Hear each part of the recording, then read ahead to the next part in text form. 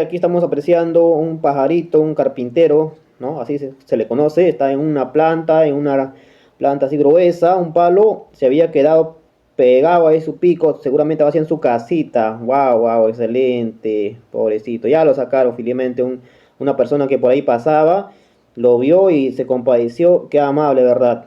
Wow, está medio moribundo, el señor está preocupado, este animalito, ahora qué hago, dice. Ojalá que reviva, pues, porque, wow, ¿cuánto tiempo habrá estado pegado ahí? Y luego suelta, wow, se fue, excelente.